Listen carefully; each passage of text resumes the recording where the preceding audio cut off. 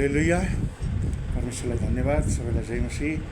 आज हामी प्रभुलाई महिमा दिनको निम्ति जुटेका छौँ। यो अवसरको निम्ति समयको निम्ति परमेश्वरलाई धन्यवाद छ। छोटो प्रार्थना गरौँ अनि त्यसपछि आज हाम्रो वचनको सबै सुरु हुनेछ। स्वर्गमा विराजमान हुनुभएका हाम्रा महान प्रभु परमेश्वर, तपाईँलाई हृदयदेखि धन्यवाद छ। ओ इलोहिम यहोवे परमेश्वर, हिजो आज सधैँभरि एक समानका तपाईँ हुनुहुन्छ। प्रभु परमेश्वर, संसार टलेर जानेछ, तपाईँले सृष्टि गर्नुभएका दृश्य अदृश्य यावत थोकहरू टलेर जानेछन्, तर तपाईँ एकमात्र सदा सर्वदा जीवित हुनुहुनेछ। हालेलुया। तपाईँ कहिल्यै पनि फेरबदल नहुने परमेश्वर हुनुहुन्छ, किनकि तपाईँले मलाकीको पुस्तकमा भन्नुभएको छ, म कहिल्यै पनि परिवर्तित हुँदिनँ भनेर। हालेलुया। हो प्रभु, वचन तपाईँको प्रभु, तपाईँ सत्य हुनुहुन्छ। प्रभु परमेश्वर, आजको यस सङ्गतिमा प्रभु तपाईँका पवित्र वचन बोल्नको निम्ति प्रभु तपाईँले हामीलाई प्रकाशन दिनुहोस्। प्रभु बुझ्नको निम्ति सहायता गर्नुहोस् परमेश्वर, बुझ्नको निम्ति अनि साँच्चै नै सोही अनुसार प्रचारनको निम्ति र जीवनयापन गर्नको निम्ति हामीलाई सहायता गर्नुहोस्। प्रभु हाम्रा हरेक क्रियाकलापबाट प्रभु तपाईँ महान परमेश्वरकै महिमा हुन सकेको होस्, तपाईँकै स्तुति प्रशंसा हुन सकेको होस् र हामीले तपाईँलाई प्रसन्न तुल्याउन सकेका हौँ। हालेलुया। किनकि हाम्रो एकमात्र जीवनको लक्ष्य भनेकै तपाईँ हाम्रा सृष्टिकर्ता परमेश्वरलाई, पालनकर्ता परमेश्वरलाई, न्यायकर्ता परमेश्वरलाई, हो प्रेम स्वरूप परमेश्वरलाई प्रसन्न तुल्याउनु। धन्यवाद छ प्रभु परमेश्वर। यो समयको निम्ति धन्यवाद दिन्छु प्रभु। र यो सेवकाईको जति अवधिसम्म हामी यहाँ रहन्छौँ, सम्पूर्ण समयमा तपाईँ हाम्रा साथमा भइदिनुहोस् प्रभु। र एक मन एक चित्त भइकन प्रभु हामी तपाईँलाई महिमा दिन सकेका हौँ। माग्छु आशिष सत्य र जीवित प्रभु येशू ख्रीष्टको नाममा, आमेन। आज हामीहरू पुरानो करारमा येशू ख्रीष्टको बारेमा बोलिएका कुराहरू नयाँ करारमा गएर कहाँ कहाँ पुरा भएका छन्, के कति पुरा भएका छन् भन्ने विषयमा चर्चा गर्नेछौँ। जति पनि पुरानो कुराहरूमा प्रभु येशू ख्रीष्टको विषयमा बोलिएको थियो, ती नयाँ करारमा आएर कहाँ कहाँ पुरा भएका छन्, त्यस विषयमा हामीलाई जान्नु अत्यन्तै जरुरी हुन्छ। र आज हामी यसै विषयमा चर्चा गर्नेछौँ। यो धेरै छन् पदहरू, आज हामी समयले जति हामीलाई साथ दिन्छ त्यति लिनेछौँ। अब जस्तो हामी पुरानो वचन खण्डबाट लिनेछौँ। सबभन्दा पहिला उत्पत्तिको पुस्तक 3 अध्यायको 15 पदलाई हामी हेर्नेछौँ। उत्पत्तिको पुस्तक 3 अध्यायको 15 पद है, यहाँ यस्तो लेखिएको छ।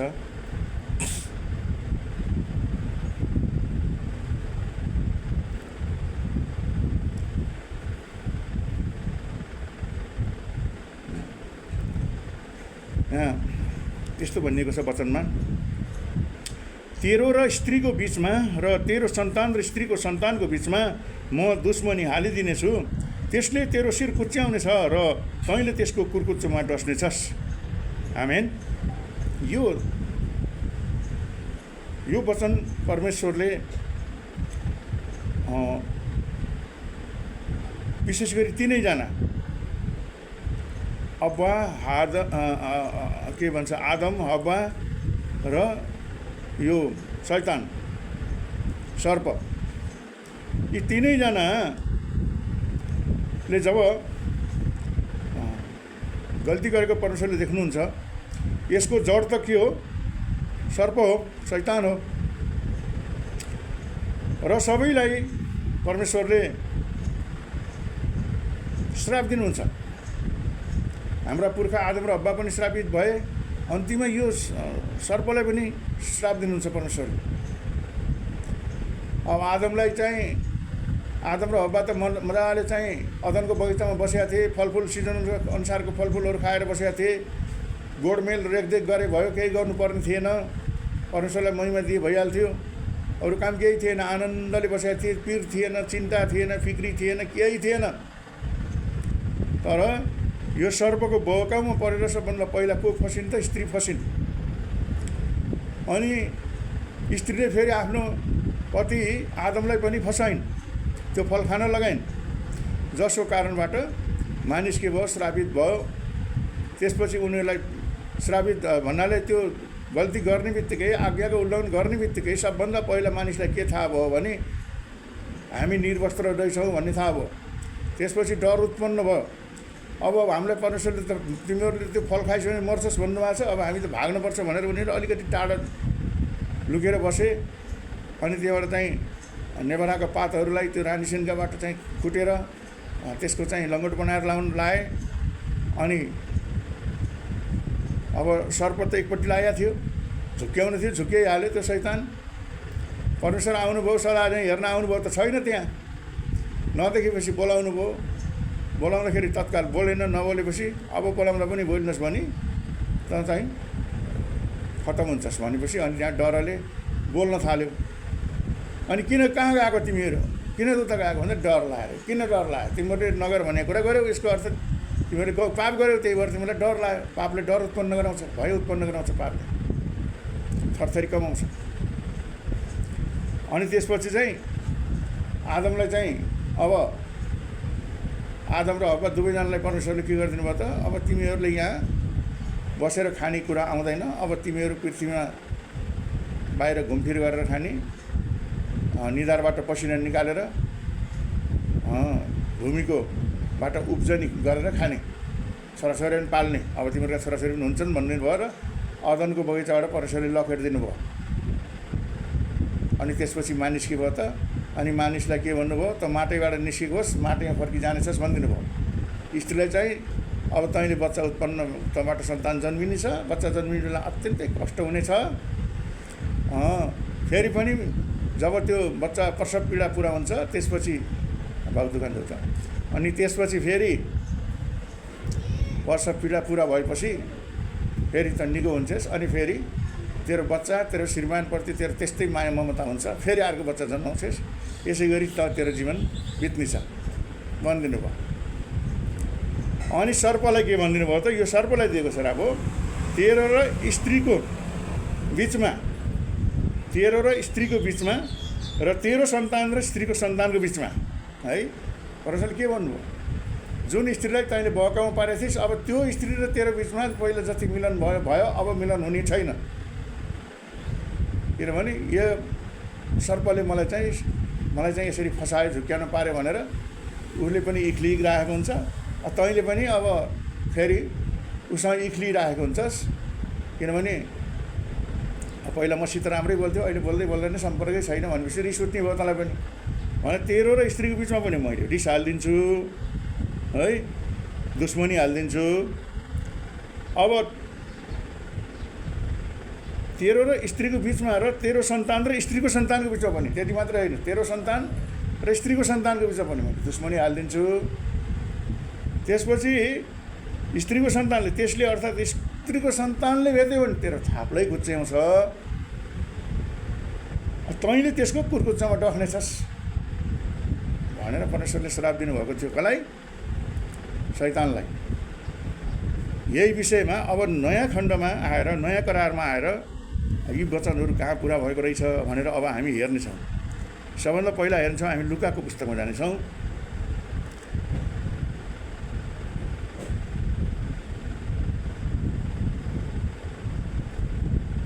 लुका 22:53।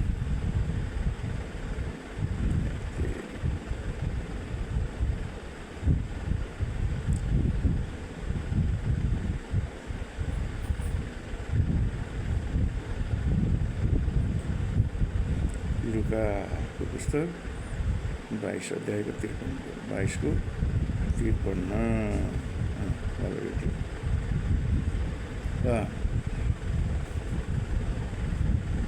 अब यहाँ के छ भने, म दिनहुँ मन्दिरमा तपाईँहरूका साथमा हुँदा तपाईँहरूले मेरो विरुद्धमा हात उठाउनु भएन, तर अब तपाईँको समय हो र अन्धकारको शक्ति यही हो। प्रभुले आफूलाई पक्राउ गर्नेहरूलाई के भन्नुभयो त, म पक्राउनुभन्दा अघिसम्म त म पहिला त त्यो यहुदी मन्दिरमा गएर वचन प्रचार गरेकै थिएँ, प्रचार प्रसार गरेकै थिएँ, सब काम गरेकै थिएँ। त्यति बेला त मलाई कसै तपाईँहरूले पक्रिनु भएन। तर अब यो समय हो, यो अब दुष्टको समय हो, अन्धकारको भन्नु शैतानको समय हो। तिमीहरूमा त्यही आत्मा छ जसले चाहिँ अगाडि चाहिँ आदम र हव्वालाई बहकाउमा पारेको थियो, पाप गर्न लगाएको थियो। किन अब यो शक्ति त्यसैको समय हो भनेर यहाँ प्रभुले भन्नुभएको कुरा हो। कि यो अब अन्धकारको शक्ति भनेको सही दुष्टको शक्ति हो। किनकि अब प्रभुलाई एउटा राजाहरूका राजा प्रभुहरूका प्रभुलाई चाहिँ तिनीहरूले के गर्छन् त पक्रिँदैछन्, क्रुसमा टाङ्दैछन् होइन। त्यही भएर चाहिँ यो के हो, अब यो अन्धकारको शक्ति हो भनेर प्रभुले स्वयंले भन्नुभयो। त्यही शक्ति हो जसले उति बेला हाम्रो पुर्खा आदम र हव्वालाई भकाउँ पारेर पापमा गरेको थियो। त्यही शक्ति अब हाबी हुँदैछ र यसले मलाई पक्रिन आउँदैछ। संसारको सृष्टिकर्तालाई, संसारको मालिकलाई, सबका मालिकलाई म हुँ र पनि मलाई यिनीहरूले पक्रिन आउँदैछ, किनकि यो समय हो, यो अब उनको समय हो भनेर प्रभुले यहाँ भन्नुहुन्छ। त्यसै विषयमा हिब्रू 2:14 के भनेको छ भन्दा यसरी लेखिएको छ नयाँ करारमा,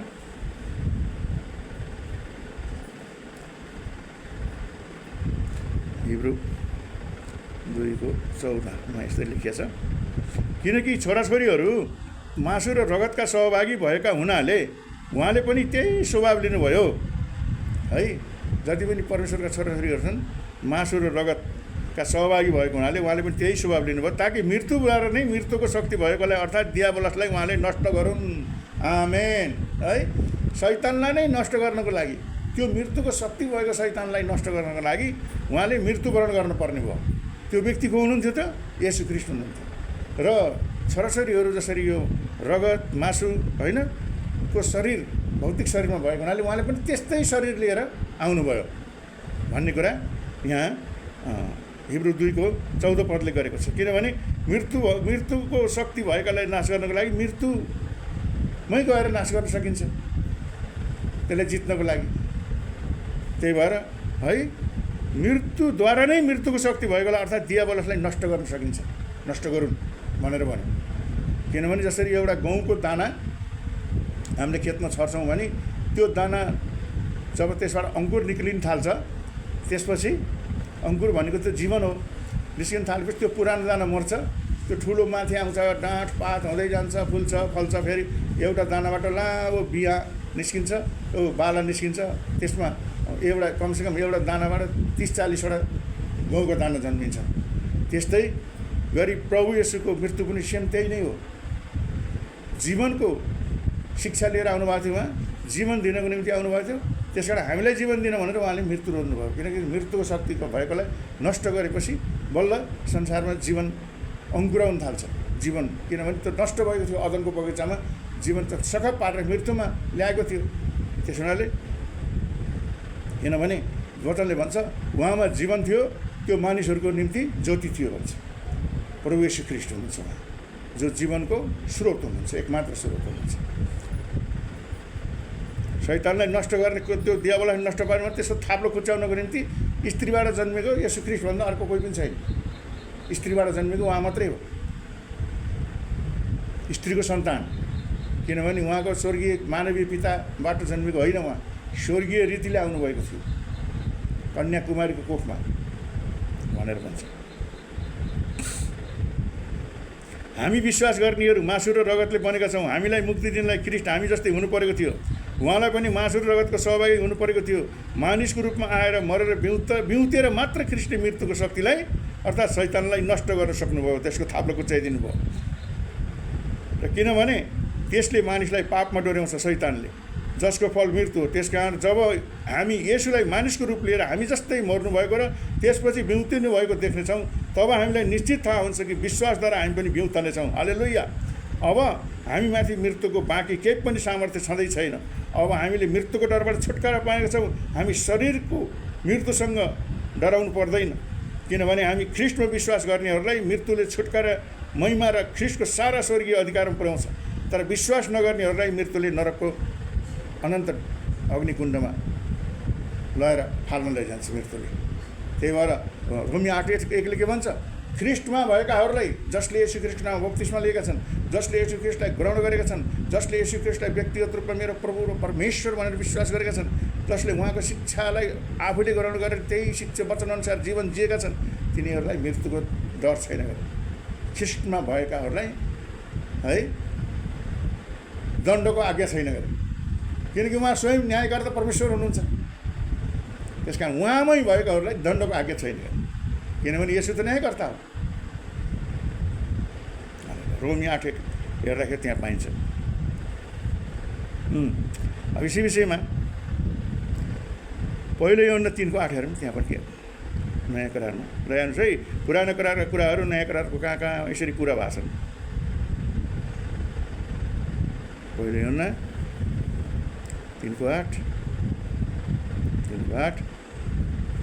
जसले पाप गर्छ त्यो दियाबलसको हो कि जसले पाप गर्छ त्यो दियाबलसको अर्थात् शैतानतर्फको हो, किनकि दियाबलसले त सुरुदेखि नै पाप गर्दै आएको छ।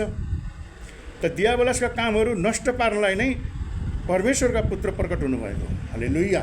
शैतानका हरेक कामलाई चाहिँ नष्ट गर्नको लागि र पापबाट मानिस जातिलाई उद्धार गर्नको लागि छुटाउनको निम्ति उहाँ चाहिँ आउनुभएको, एउटा पुत्रको रूपमा आउनुभयो। सृष्टिकर्ता परमेश्वर स्वयं मानवीय देहमा प्रकट हुनुभयो भनेर यो पदले भनेको छ। किन भन्दाखेरि पाप गर्ने शैतानको काम चाहिँ मानिसलाई बराल्नु र पापमा डोर्याउनु हो। बराल्ने, बहकाउने होइन। अनि शैतानको काम आफ्नै अन्धकारको राज्यमा मानिसलाई कमरा बनाउनु नै हो। त्यसले के गर्छ? आफ्नै किसिमले कमरा बनाउँदै लैजान्छ, संसारतिर घुमाउँदै नोकर बनाउँदै लान्छ। एउटालाई चाहिँ रक्सीको लत लगाइदियो भने उसलाई त्यो नभनी सिसी बोकेर हिँड्ने, सिसी नै खोल त्यहाँ लिएर हिँड्ने गराउँदै त्यो चुस्दै आखिरी त्यो उसैको गाँस हुन्छ, मृत्युमा पुग्छ। त्यो छोड्नै नसक्ने गराइदिन्छ। त्यस्ता अमलहरू लगाइदिन्छ। त्यो के हो त? शैतानको हतियार हो। मादक पदार्थ, नसा, यो लागु औषधिहरू, यी सबै त्यही कुरा हो।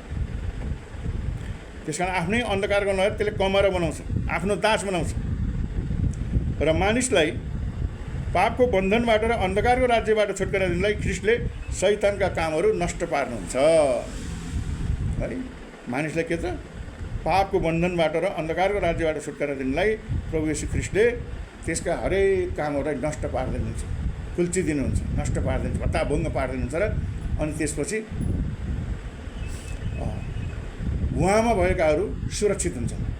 जस्तो मत्ती 1:21 पदमा के भनियो भने उहाँले है, तिमीले येशूको लागि परमेश्वरले भन्नुभयो तिमीले उहाँको नाम येशू राख्नेछौ, किनभने उहाँले अर्थात् येशूले आफ्ना मानिसहरूलाई, जसले येशूलाई पछ्याउँछन् तिनीहरूलाई उनीहरूका पापबाट छुटकारा दिनुहुन्छ। आमेन। त्यसकारण हामीले गरेको जानी नजानी गरेका जति पनि पाप कर्महरू छन् त्यसबाट छुटकारा दिने एउटै मात्रै व्यक्तित्व हुनुहुन्छ, उहाँ हुनुहुन्छ परमेश्वर ख्रीष्ट। हालेलुया। प्रभु ख्रीष्ट दियोस्। त्यसकारण चाहिँ शैतानले हामीलाई कमरा नबनाओस् भनेर त्यसलाई नष्ट गर्नको निम्ति प्रभु येशू ख्रीष्ट आउनुभयो। यूहन्ना 10:10 प्रभुले के भन्नुभयो? चोर त मारौँ, पारौँ, नाश गरौँ भनेर आउँछ, तर म त तिमीहरूलाई जीवन दिनको निम्ति आएँ, त्यो पनि प्रशस्तताको जीवन दिनको निम्ति आएँ। हालेलुया। जीवन दिनको निम्ति आएँ भन्नुभयो प्रभुले। त्यस कारण चाहिँ हाम्रो परमेश्वर महान हुनुहुन्छ। उहाँले शैतानको थाप्लो कल्वरी क्रुसमा कुच्याउनु भएको छ। शैतानको थाप्लो त्यही विजय हुनुहुन्छ उहाँ चाहिँ। त्यही भएर विश्व विजय भएको हुनाले त्यो अन्तिमको समयमा 7 मोहर खोल्ने पनि उहाँ नै हुनुहुन्छ। अरू कसैले खोल्न सक्दैन त्यो 7 मोहर, जसमा अन्त समयका रहस्य कुराहरू छन्। हालेलुया। अब अहिले हामीले उत्पत्तिको 3:15 हेऱ्यौँ। यी नयाँ करारमा चाहिँ यो कुरो चाहिँ कहाँ भएर रहेछ त? लुका 22:53, हिब्रू 2:14, पहिलो यूहन्ना 3:8 आएर ती कुरा पुरा भएका रहेछन्। त्यसै गरी उत्पत्ति 12:3 हामी हेरौँ। यहाँ के लेखेको छ? उत्पत्ति 12:3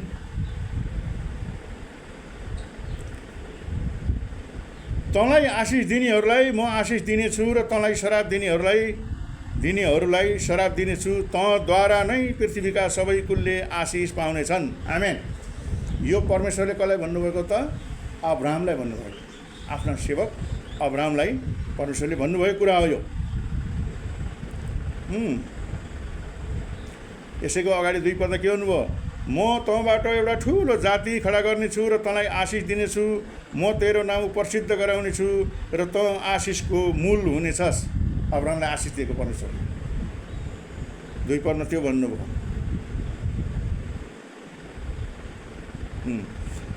अब 1 पदमा त त्यो तिमी आफ्ना कुटुम्ब छोडेर चाहिँ मैले जहाँ भन्छु त्यहाँ हिँड भन्नुभयो। उनी च्यात्ती छोडेर हिँडे सँगसँगै। प्रभुले जता लानुहुन्छ आत्माले डोर्याएर आत्माअनुसार हिँडे।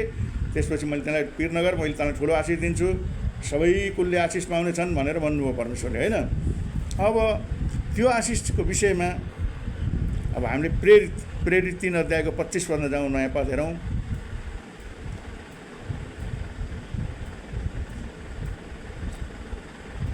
प्रेरित 3 अध्यायको 25 पदमा यस्तो लेखिएको छ, तपाईहरू तिनै अगमवक्ताहरूका र त्यही करारका सन्तान हुनुहुन्छ जुन करार परमेश्वरले तपाईँहरूका पुर्खा अब्राहमसँग यसो भनेर बाँध्नुभयो, तिम्रा सन्तानमा पृथ्वीका सबै परिवारले आशिष पाउनेछन्। आमेन। यो कुरा आएर प्रेरितमा यहाँ आएर पनि भनिएको छ, यो आशिष हो। अनि त्यस हुनाले पुरानो करारका अगमवक्ताहरूले यसु ख्रीष्टको आगमनको विषयमा बोले। त्यति मात्र होइन, परमेश्वरले यहुदीहरूका प्रथम पिता अब्राहमसँग एउटा करार बाँध्नुभएको थियो। परमेश्वरले अब्राहमलाई भन्नुभयो, तिम्रा सन्तानमा पृथ्वीका सबै परिवारले आशिष पाउनेछन् भनेर भन्नुभएको थियो। र त्यही सन्तान चाहिँ को हुनुहुन्थ्यो त? प्रभु येशू ख्रीष्ट हुनुहुन्थ्यो। संसारमा जीवनको आशिष दिन आउनुभएको थियो। हालेलुया। र येशू ख्रीष्टमा पृथ्वीको हरेक जाति, यहुदी र अन्य जातिहरू दुवैले आशिष पाउन सक्छन्। जसरी पत्रुसले यहुदीहरूलाई भन्छन्, तपाईहरू त्यही करारका सन्तान हुनुहुन्छ जुन करार चाहिँ परमेश्वरले अब्राहमसँग बाँध्नुभएको थियो। यदि अन्य जातिहरूले त्यो करारको प्रतिज्ञा पाउँछन् भने अवश्य यहुदीहरूले पनि पाउनेछन्। चाहे यहुदी होस्, चाहे अन्य जाति होस्, सृष्टि सबै कसको हो? सारा सृष्टि मानिस कसको हो? परमेश्वरको सृष्टि। त्यसो हुनाले परमेश्वरको सृष्टि जोसुकै किन नहोस्, तर त्यसले जीवनदाता येशू ख्रीष्टलाई यदि व्यक्तिगत रूपमा ग्रहण गरेर आफ्नो प्रभु र परमेश्वर भनेर उहाँलाई पछ्याउँछ भने उसले अवश्य पनि जीवन पाउनेछ। आमेन। अवश्य पनि उसले जीवन पाउनेछ, ऊ पछुताउनु पर्ने छैन भन्ने कुरा हामी यसमा पायौँ। अब यही विषयमा फेरि गलातीको पुस्तकमा पनि पावलले लेखेका छन्। गलातीहरूलाई सम्झाउने क्रममा गलातीको पुस्तक हामी हेर्छौँ 3 अध्यायको 8 पद।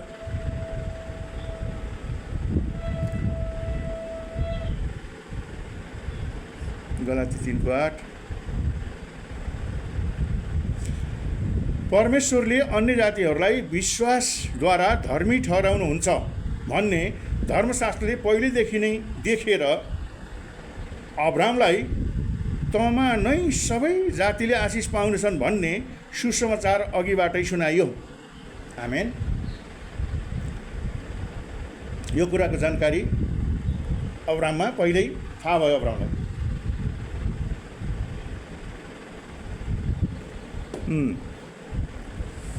परमेश्वरले अन्य जातिहरूलाई विश्वासद्वारा धर्मी ठहराउनुहुन्छ, चाहे अन्य जाति होस् चाहे यहुदी होस्, ठहराउनुहुन्छ भन्ने धर्मशास्त्रले पहिलेदेखि नै देखेर अब्राहमलाई तँमा नै सबै जातिले, पृथ्वीका सबै जातिले आशिष पाउनेछन् भन्नुभयो। यो समाचार अघिबाट नै कसलाई दिइयो त? अब्राहमलाई दिइयो। त तँमा नै सबै जातिले आशिष पाउनेछन् भनेर परमेश्वरले अब्राहमलाई प्रतिज्ञा गर्नुभयो, जुन कुरा अघि हामीले उत्पत्ति 12:3 हामी हेऱ्यौँ। 12:3 हामी हेऱ्यौँ। अरू पदमा पनि छन्, 18मा पनि छ, उत्पत्ति 18:18 छ, 22:17-18 पनि छ। सबै जाति चाहिँ यहुदी मात्र होइनन्, तर अन्य जाति पनि हुन्। किनभने सबै मानिस सृष्टि यहुदी होइनन्, धेरै जात छन्। हामी शरीरअनुसार अब्राहमका सन्तान भएका हुनाले हामी मात्रै अब्राहमका आशिषहरू पाउनेछौँ भन्ने यहुदीहरूले ठान्थे। यहुदीहरूले अरू अन्य जातिले मान्छे गन्दैन्थे। हामी पवित्र जाति, परमेश्वरले चुनेको जाति, हामीभन्दा पवित्र कोही पनि छैन, हामीभन्दा धर्मी कोही पनि छैन भनेर यहुदीहरूले के गर्थे? घमण्ड गर्थे। तर शरीरले कसैलाई पनि आत्मिक आशिष पाउने हक दिँदैन। ल अब हामीले बुझ्नुपर्ने कुरा पावलले गलातीलाई भन्छन्, शरीरले कसैलाई पनि आत्मिक आशिष पाउने हक दिँदैन, विश्वासद्वारा मात्र मानिसले आत्मिक आशिष पाउँछ। हालेलुया। परमेश्वरमा गरेको विश्वासद्वारा मात्रै मानिसले के गर्छ त? आत्मिक आशिष पाउँछ। यहुदी र अन्य जातिहरू अर्थात् हामीहरू दुवैले विश्वासद्वारा नै आशिष पाउनेछन्। जे जतिले प्रभु येशू ख्रीष्टलाई संसारको एकमात्र उद्धारक र व्यक्तिगत रूपमा पनि मेरो उद्धारकर्ता, मुक्तिदाता भनेर जसले मलाई आत्मिक सँगै दिने, शारीरिक सँगै दिने, मलाई स्वस्थताको जीवन दिनुहुने, शान्तिको जीवन दिनुहुने मेरो प्रभु येशू ख्रीष्ट नै हुनुहुन्छ भनेर जसले उहाँलाई ग्रहण गर्छ, उहाँको वचनहरू पालन गर्छ भने ऊ चाहिँ आशिषित हुन्छ। त्यसकारण जातले मात्रै मानिसले आत्मिक आशिष पाउन सक्दैन। जुन जातको भए पनि उसले यदि साँच्चै नै परमेश्वरको आज्ञा, परमेश्वरको वचनलाई विश्वास गर्छ र पालन गर्छ भने त्यसले चाहिँ आत्मिक आशिष पाउन योग्यको त्यो हुन्छ। भनेर यसरी गलातीका मण्डलीका विश्वासीहरूलाई अब्राहमले चाहिँ उसले पावलले सम्झाएका छन्। त्यसकारण अन्य जातिलाई पनि येशू ख्रीष्टद्वारा अब्राहमको सन्तान हुनलाई परमेश्वरले के गर्नुहुन्छ? आशिष दिनुहुन्छ। हालेलुया। हामी अन्य जाति भए पनि प्रभु येशू ख्रीष्टमा हामी को हौँ त? अब्राहमका आत्मिक सन्तान हौँ। हालेलुया। त्यो आशिष हामीले पाछौँ। कसलाई? ख्रीष्ट येशूलाई विश्वास गरेको कारणले पाएका छौँ। अब उत्पत्ति 13 अध्यायमा हामी जानेछौँ। उत्पत्ति 13 को 15 पद। उत्पत्ति 13 को 15।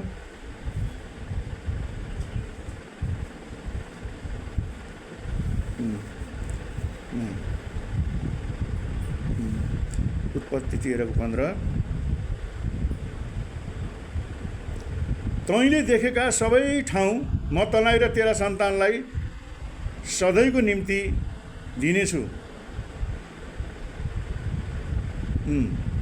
यो पनि परमेश्वरले अब्राहमसँग गर्नुभएको प्रतिज्ञा हो।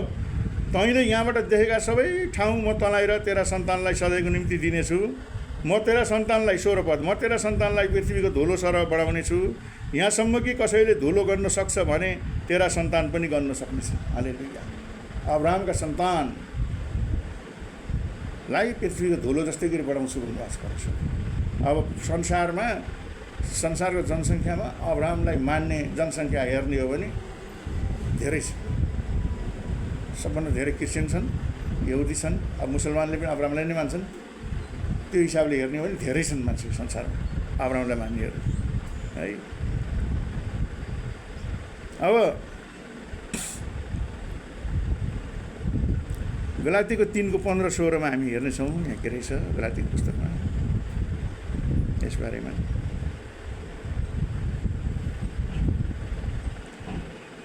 तीन को 15-16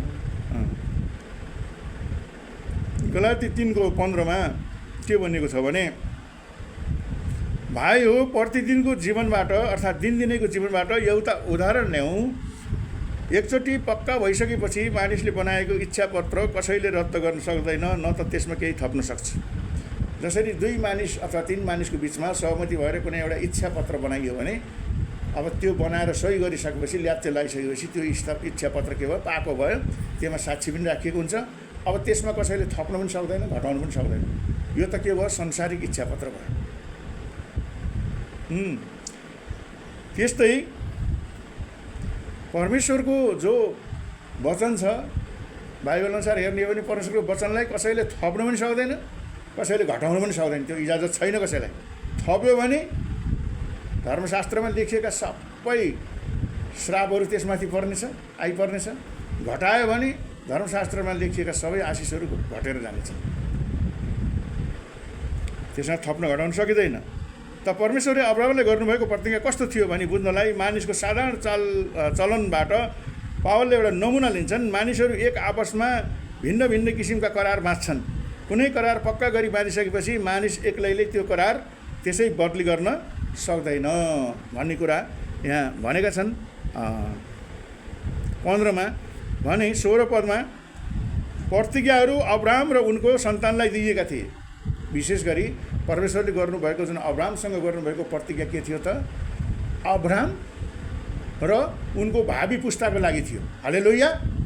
संसारमा त धेरै थरी मानिस छन्। विशेष गरी अब्राहम र उनको भावी पुस्ता, भविष्यमा आउने पुस्ताहरूको निम्ति परमेश्वरले के गर्नुभएको थियो त? करार गर्नुभएको थियो, प्रतिज्ञा गर्नुभएको थियो। धर्मशास्त्रले सन्तानहरूलाई भन्दैन। यी हामीले बुझ्नुपर्ने छ। सबै मानिसका सन्तानहरूलाई भनेको छैन। अब्राहमका सन्तानलाई, जो अब्राहमका सन्तान हुन् तिनीहरू आशिषको योग्य हुन्छन्। तर धर्मशास्त्रले तिम्रो सन्तानलाई भन्छ। परमेश्वरले कहिले अब्राहमलाई के भन्नु? तिम्रो सन्तानलाई भन्नु। र यसले एकजना मानिसको मात्र सङ्केत दिन्छ जो ख्रीष्ट हुनुहुन्छ, आशिषको मुरु। अब्राहमकै कुलमा, अब्राहमकै गोत्रमा, यहुदाको कुलमा आउनुभयो। त्यो उहाँ चाहिँ को हुनुहुन्छ त? येशू ख्रीष्ट हुनुहुन्छ। सारा संसार आशिष दिने, जीवनको आशिषभन्दा ठुलो आशिष त केही पनि हुँदैन। त्यो चाहिँ प्रभु येशू ख्रीष्टले मात्रै दिन सक्नुहुन्छ।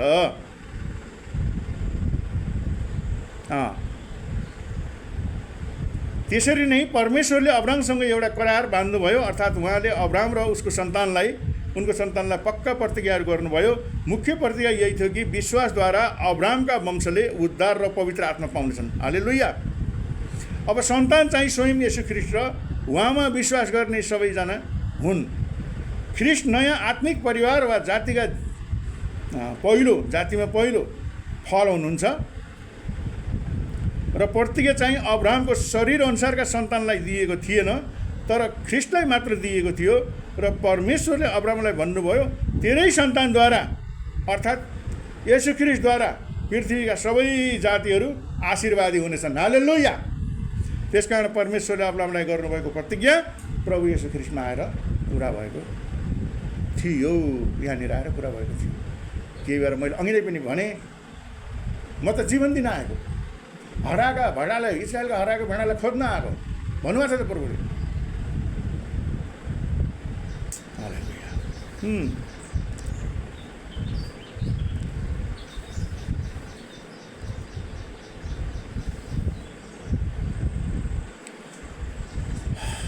अब हामी यो उत्पत्तिको पुस्तक 14 अध्यायको 18, 19, 20 पदलाई हेरौँ है। उत्पत्ति 14 18, 19, 20 लाई हेर्नेछौँ। यस्तो लेखिएको छ, अनि सालेमका राजा मल्कीसेदक रोटी र दाखमती लिएर अब्राहम कहाँ आए। उनी सर्वोच्च परमेश्वरका पुजारी थिए। अब मल्कीसेदकको कुरा आयो है। मल्कीसेदक के थिए? सर्वोच्च परमेश्वरको पुजारी थिए। मल्कीसेदक भन्ने नाम त सुन्नुभएको छ नि। मल्कीसेदक भनेको अब हेर्दै जाउँ, सर्वोच्च परमेश्वरका के रहेछन्? पुजारी रहेछन्।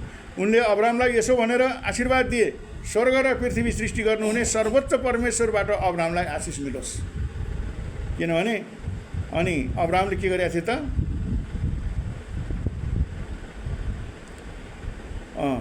अनि सर्वोच्च परमेश्वर धन्यका हुन् जसले तिम्रा शत्रुहरूलाई तिम्रो हातमा सुम्पिदिनु भयो। र अनि अब्राहमले उनलाई सबै कुराको दशांश दिए। दशांशको सुरुवात यहाँबाट छ। अब्राहमले के गरे त? मल्कीसेदक राजालाई दशांश पनि दिए भन्ने हामी यहाँ पाउँछौँ। तर यी मल्कीसेदक वास्तवमा यिनको आमा पनि थाहा छैन, यिनको बाउ पनि थाहा छैन, यिनी कुन ठाउँमा जन्मेका हुन् त्यो पनि थाहा छैन। त्यसकारण यिनको त्यो केही पत्तो लाग्दैन। त्यसकारण येशू जस्तै मल्कीसेदक पनि येशूको एउटा रूप हो भन्न सकिन्छ। मल्कीसेदक एउटा येशूको रूप हो, ईश्वरीय रूप हो। अब्राहमलाई आशिष दिनको निम्ति त्यहाँ देखा परेका थिए। यति मात्रै भनिन्छ, शान्तिका राजा, सालोमका राजा, शान्तिका राजा भनेको छ मल्कीसेदकलाई। त्यति मात्रै भन्छ। अरू आमा थाहा छैन, बाउ थाहा छैन, कोही गोत्र केही थाहा छैन, त्यति मात्रै छ। उनी चाहिँ आशिषको योग्य भन्ने कुरो जानिन्छ, त्यति हो। हालेलुया। अब यस विषयमा विशेष गरी यसलाई हेर्न हामीले हिब्रू 7 अध्यायमा जानुपर्छ।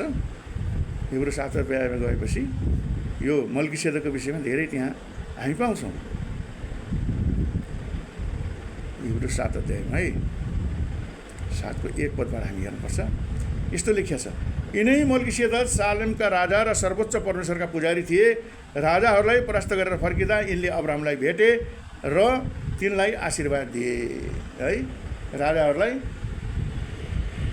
हराएर फर्किएको अवस्थामा अब्राहम लडाइँमा गएको थिए। जितेर फर्किँदाखेरि उनले चाहिँ त्यहाँ मल्कीसेदक र अब्राहमको चाहिँ भेट हुन्छ। अब यहाँ के आयो भन्दा हिब्रूको लागि यो लेखिएको यो पुस्तक हो। यसको लेखकको विषयमा त अलिक क्लियर कहीँ खुलेको छैन। यो हिब्रूको पुस्तक अनुसार के भन्दाखेरि मल्कीसेदक मात्रै उत्पत्तिको पुस्तकमा 14 अध्यायदेखि 18, 20 र भजन सङ्ग्रह 110 को 4 मा मात्र उल्लेख भएको छ। अन्त भेटिन्न पुरानो करारमा। र यहाँ हिब्रूको पुस्तकमा मल्कीसेदकको विषयमा लेखिएको छ। र यिनै अब्राहमले सबै कुराको दशांश, सबै थोकको दशांश कसलाई? मल्कीसेदकलाई दिए। र यिनको नाउँ अर्थअनुसार यिनी पहिले धार्मिकताका राजा र त्यसपछि चाहिँ सालेमका राजा हुन्, अर्थात् शान्तिका राजा। मल्कीसेदक धार्मिकता र शान्तिका राजा रहेछन्। बिना पिता, बिना माता, बिना वंशावली, जीवनको आदि र अन्त्य नभएका, तर परमेश्वरका पुत्र स्वरूप यिनी सदाकाल पुजारी भइरहेछन्। यिनी के रहेछन्? सदाकाल परमेश्वरको पुजारी, पुत्र जस्तै, येशू जस्तै। र जसलाई प्रधान पुजारी मल्कीसेदक पनि भनेर भनिन्छ। मल्कीसेदकका आमा बाउ साथै उनको जन्म मृत्युको विषयमा बाइबलमा केही लेखिएको भेटिँदैन। र यस पत्रका लेखकले अर्थात् हिब्रूको पुस्तकका लेखकको भनाइअनुसार मल्कीसेदक कहिल्यै जन्मेनन् र कहिल्यै मरेनन्। परमेश्वरका पुत्र स्वरूप भएर यिनी सदाकाल पुजारी भइरहन्छन्। येशूको जस्तै मल्कीसेदकको आदि र अन्त्य छैन, जन्म पनि छैन, मृत्यु पनि छैन भनेपछि यिनी ईश्वरीय स्वरूप हुन्। अब विचार गरौँ त यिनी कस्ता महान पुरुष थिए जसलाई अब्राहम कुल पिताले पनि विजयमा हासिल गरेका थोकहरूको दशांश दिए। अर्थात् अब्राहमले के गरे त? विजय भएर आउँदा, लडाइँबाट विजय भएर आउँदा जब मल्कीसेदकलाई भेटे, त्यसपछि ल्याएका थोकहरूबाट दशांश चाहिँ उनलाई मल्कीसेदकलाई चढाए र मल्कीसेदकले त्यो ग्रहण गरे र उनलाई आशिष पनि दिए। पुजारी पदमा नियुक्त भएका लेवी वंशका मानिसहरूले आफ्नै दाजुभाइहरूबाट दशांश लिने आज्ञा व्यवस्था बमोजिम पाएका थिए। यद्यपि तिनीहरू पनि अब्राहमकै सन्तान थिए। अब जस्तो लेवीहरूले दशांश लिने, किनभने तिनीहरू परमेश्वरका सेवक हुन्, लिने आज्ञा व्यवस्थाको पुस्तकमा छ। किनभने लेवी चाहिँ अब्राहमका नाति याकुबका छोरा थिए। सबै यहुदी पुजारीहरू लेवीको वंशका थिए। सबभन्दा पहिला प्रधान पुजारी हारुन पनि उही वंशका थिए। यहुदी व्यवस्था अनुसार अरू बाँकी सबै यहुदीहरूले लेवीको वंशका पुजारीहरूलाई आफ्ना धन र अन्नको दशौँ अंश दिनुपर्थ्यो। ती पुजारीहरूले आफ्ना जीविका चलाउँथे त्यसैबाट, दशांशबाट। त्यसकारण यहुदीहरूले पुजारीहरूलाई दशौँ अंश दिन्थे। यहुदी जनता र पुजारीहरू दुवै अब्राहमका सन्तान भएका हुनाले ती सबै दाजुभाइ थिए, भाइ नै थिए। किन भन्दाखेरि परमेश्वरको पुजारीहरूलाई जब कनान देशमा परमेश्वरले ल्याउनु भयो, अरू वंशलाई, इस्रायलको 12 कुल हो, 12 कुलमा 11 कुललाई सबैलाई परमेश्वरले के गरिदिनु भयो त? कुललाई छुट्याएर जग्गा दिनुभयो इस्रायलमा। तर लेवीलाई के भन्नुभयो? जहाँ मन्दिर छ त्यहीँ बस्ने, परमेश्वरको सेवा गरेर बस्ने भन्नुभयो। र तिनीहरूको भाग चाहिँ त्यहाँ चढेको दशांशबाट तिनीहरूले जीविका चलाउनु पर्ने र परमेश्वरको सेवा गर्नुपर्ने, सम्पूर्ण सेवा गर्नुपर्ने। एकजना प्रधान पुजारी हुनुहुन्थ्यो, अनि प्रधान पुजारीले खटाएअनुसार अरूले काम गर्दै जान्थे। तिनीहरूले त्यही दशांशमा चढेका थोकबाट खान्थे र जीविका चलाउँथे। उनीहरूलाई जग्गा जमिन दिनु भएन। परमेश्वरले परमेश्वरको सेवक भनेर राख्नुभयो लेवीहरूलाई। त्यसकारण वास्तवमा मण्डलीको पास्टर भनेको लेवी जस्तै हो। ऊ सधैँ प्रभुको सेवामा हुन्छ। तर लेवीका वंशावलीमा नपर्ने यिनै मानिसहरूले अब्राहमबाट दशांश लिएका हुन्। यिनै मानिसले अब्राहमबाट दशांश लिएका हुन् र प्रतिज्ञाहरू पाउनेहरूलाई नै यिनले आशीर्वाद दिएका हुन्। जो मल्कीसेदक थिए, यो पुजारीको वंशमा नपरे तापनि उनले अब्राहमबाट दशांश लिए र परमेश्वरले जसलाई प्रतिज्ञा गर्नुभएको थियो तिनै अब्राहमलाई उनले के गरे? आशिष दिए। यसबाट प्रश्न बुझिन्छ मल्कीसेदक चाहिँ वास्तवमा येशू जस्तै हो, फरक होइन। येशूकै अगाडिको रूप हो भन्दा पनि हुन्छ।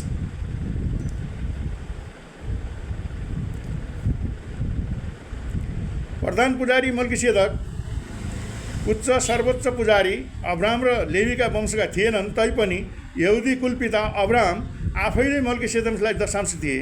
त्यति मात्र होइन, मल्कीसेदकबाट अब्राहमले आशीर्वाद पनि पाए। र यसबाट हामी बुझ्न सक्छौँ कि अब्राहमभन्दा मल्कीसेदक ठुला थिए। त्यसकारण लेवी र अब्राहमका वंशबाट आएका यहुदी पुजारीहरूभन्दा मल्कीसेदक ठुला पनि थिए। यसमा विवाद गर्ने कुरै भएन, छैन। किनकि सानाले ठुलाबाट आशीर्वाद पाउँछ। ठुलाले जहिले पनि सानालाई आशीर्वाद दिन्छ। एकातिर मरणशील मानिसहरूले दशांश लिन्छन्, अर्कोतिर सदाकाल जीवित रहन्छन् भनी घोषणा गरिएका उनै एकजनाले सोलिन्छन्। त्यसकारण उपरान्त यहुदी पुजारीहरू सबै मरे, ती सबै साधारण मानिस थिए। तर मल्कीसेदक कहिल्यै पनि मर्दैनन्, उनी सदाकाल जीवित रहन्छन्। आमेन, हालेलुया। र कसैले यो पनि भन्न सक्छ कि दशांश पाउने लेवीले पनि अब्राहमद्वारा नै दशांश दिए हो, किनभने अब्राहमले जति बेला मल्कीसेदकलाई दशांश चढाएका थिए त्यति बेला इजरायलका 12 कुल कहाँ थिए?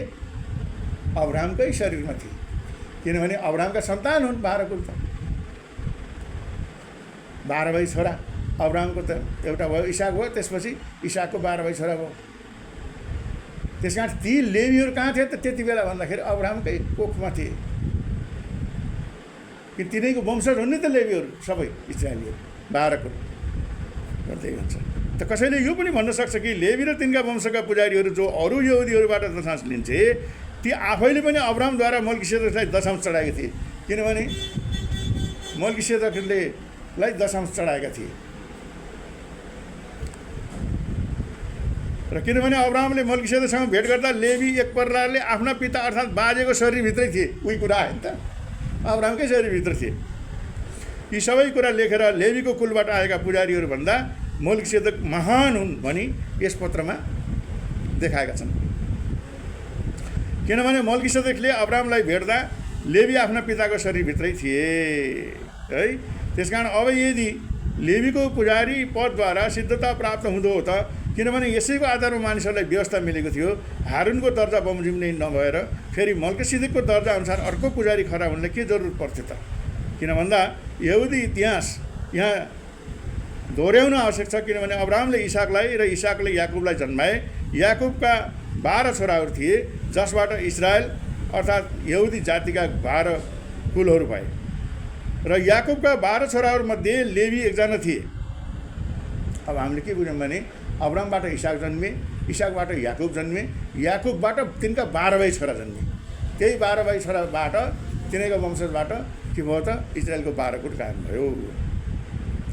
मोसाले परमेश्वरबाट यहुदी व्यवस्था पाए, यहुदी पुजारीहरू लेवीको कुलबाट नियुक्त हुनुपर्छ भन्ने परमेश्वरको प्रतिज्ञा थियो, आज्ञा थियो। लेवीको यही पुजारी पदको आधारमा यहुदी व्यवस्था परमेश्वरबाट कायम गरिएको थियो। र लेवीका सन्तान हारुन पहिला प्रधान पुजारी हुनलाई मोसाबाट नियुक्त भए।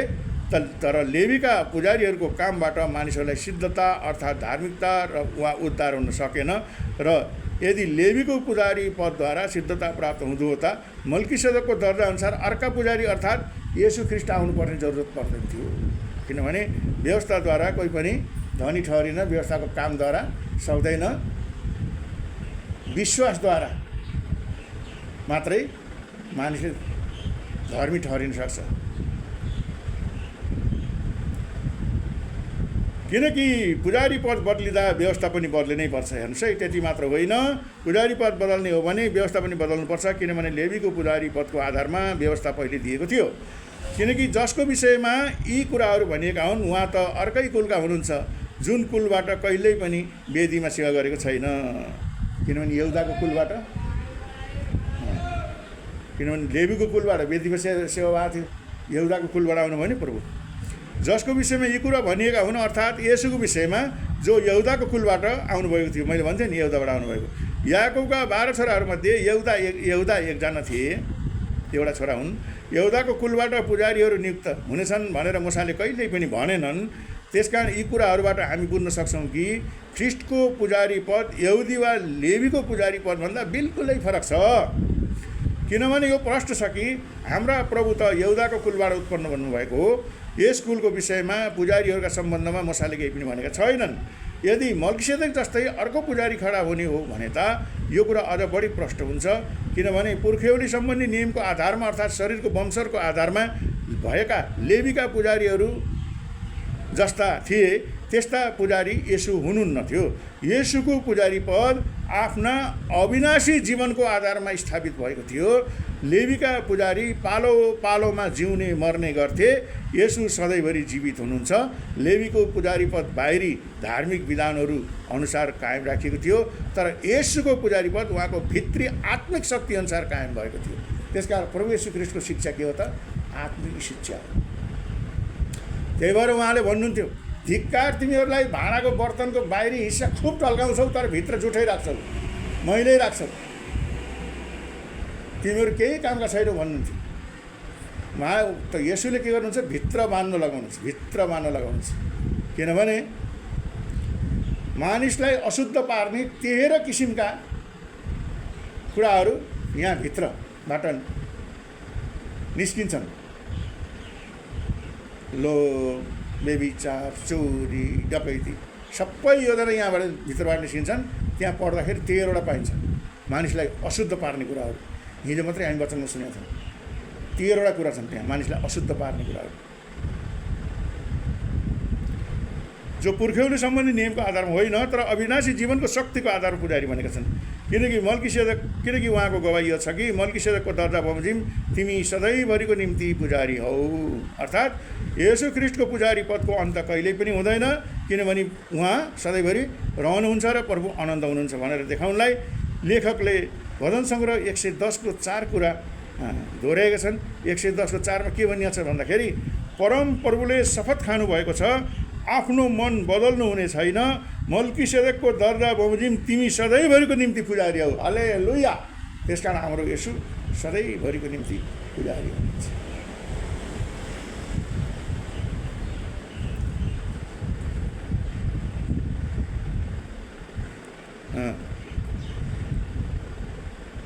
किनकि व्यवस्थाले केही कुरा सिद्ध तुल्याएन, यसभन्दा अझ उत्तम आशा दिएको छ जसद्वारा हामी परमेश्वरको नजिक पुग्छौँ। अर्थात् किनकि व्यवस्थाले केही कुरा सिद्ध तुल्याएन, व्यवस्थाले शरीरको बाहिरी शुद्धि त गर्यो तर शरीरको भित्रपट्टि अर्थात् हृदय र विवेकलाई शुद्ध पार्न सकेन। व्यवस्थाले मानिसलाई धर्मी तुल्याउन सकेन, त्यसैले मानिसलाई दोषी मात्रै तुल्यायो। त्यसभन्दा अझ उत्तम आशा चाहिँ येशू ख्रीष्ट हुनुहुन्छ, हाम्रा थाई प्रधान पुजारी, जसद्वारा हामी परमेश्वर कहाँ पुग्न सक्छौँ। अधर्मी मानिस परमेश्वर कहाँ पुग्न सक्दैन, तर विश्वासद्वारा हामी येशू ख्रीष्टको धार्मिकता पाउन सक्छौँ अनि सो धार्मिकता भएर परमेश्वरको उपस्थितिमा पुग्न सक्छौँ। त्यसकारण व्यवस्था र लेवीको पुजारी पदबाट भन्दा येशू ख्रीष्टबाट मानिसलाई अझ उत्तम आशा मिलेको छ है।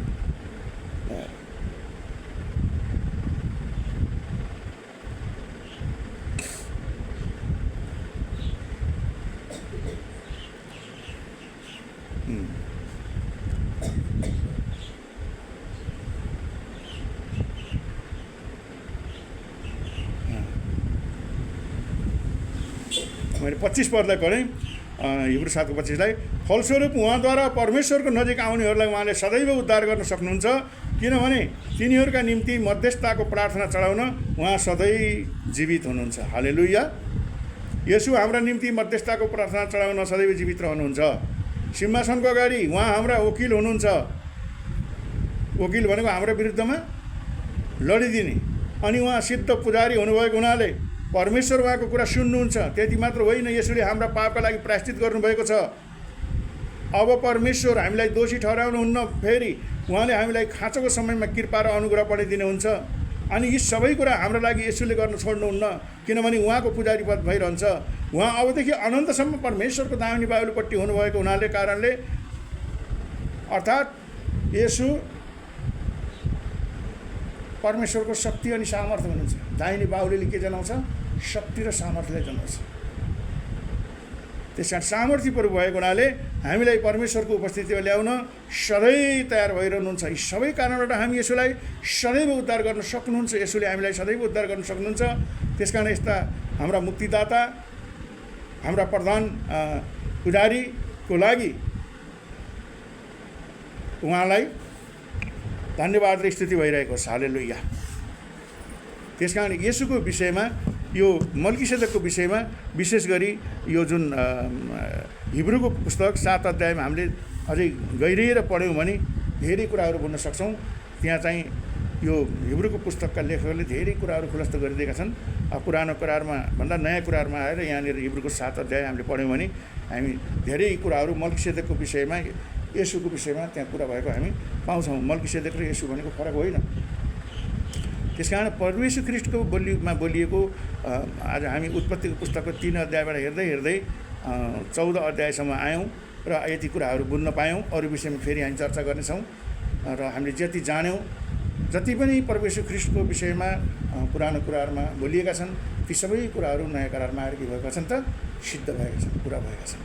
त्यसकारण येशू हाम्रो महान प्रभु परमेश्वर हुनुहुन्छ, हाम्रो एकमात्र उद्धारकर्ता मुक्तिदाता हुनुहुन्छ र उहाँमा भएकाहरूलाई दण्डको आज्ञा छैन, किनभने उहाँ अनन्तको प्रभु परमेश्वर हुनुहुन्छ र हामी सबैका न्यायकर्ता पनि उहाँ नै हुनुहुन्छ। यो भन्दै आजको वचन विभाग यहीँ पुरा हुन्छ। प्रभु येशूको अनुग्रह यो वचन सुन्ने सबैको साथमा रहेको होस्। हामीले धन्यवाद दिउँ। हालेलुया। स्वर्ग अनि पृथ्वी सृष्टि गर्नुहुने हाम्रा महान प्रभु परमेश्वर, तपाईँलाई हामी धन्यवाद दिन्छौँ। प्रभु, आज हामीले साँच्चै नै परमेश्वर तपाईँले पवित्र धर्मशास्त्र बाइबलको पुरानो करारमा जो बोल्नुभएको थियो ती कुराहरू नयाँ करारमा आएर कहाँ कहाँ पुरा भएका छन् ती विषयमा आज हामीले अध्ययन गर्ने मौका पायौँ। प्रभु, त्यसको निम्ति हामी तपाईँलाई धन्यवाद दिन्छौँ। हजुरको इच्छा भयो भने प्रभु अरू पनि पदहरू छन्, त्यस विषयमा हामी फेरि चर्चा गर्नेछौँ। र आज जति पनि कुराहरू हामीले सिक्न पायौँ प्रभु, हामी फेरि पनि मुक्त कण्ठले तपाईँको प्रशंसा गर्छौँ। प्रभु हो प्रभु, हामीलाई यी रहस्यका कुराहरू थाहा थिएन प्रभु, तर आज हामीलाई तपाईँले जान्नको निम्ति अवसर दिनुभयो। जति कुरा हामीले सिकेका छौँ प्रभु, हाम्रो मन मस्तिष्कमा रहेको होस् प्रभु, र सोही अनुसार हाम्रा प्रभु परमेश्वर महान हुनुहुन्छ भनेर हामीले तपाईँलाई नै पछ्याएर अगाडि बढ्न सकौँ प्रभु, तपाईँलाई खुसी पार्दै जीवन जिउन सकौँ प्रभु, र यो वचन सुनेर हाम्रा जीवन साँच्चीकै परिवर्तन हुन सकेको होस् प्रभु, तपाईँतर्फ प्रवृत्त भएको जीवन हुन सकोस् प्रभु, र अरूलाई पनि त्यही अनुसार डोर्याउन सकौँ र जीवनको मार्गमा हिँडाल्न सकौँ र आफू पनि बचाउँ र अरूलाई पनि बचाउन सकौँ। यही ध्येयका साथ हामी अगाडि बढ्न सकौँ। तपाईँले जति दिन हामीलाई संसारमा राख्नुहुन्छ। धन्यवाद छ प्रभु यो मिठो वचनको निम्ति। धन्यवाद चढाउँदै आशिष माग्छु मेरा प्रभु र परमेश्वर येशू ख्रिस्टको सर्वोच्च नाममा। आमेन। Thank you Lord Jesus. Thank you lord.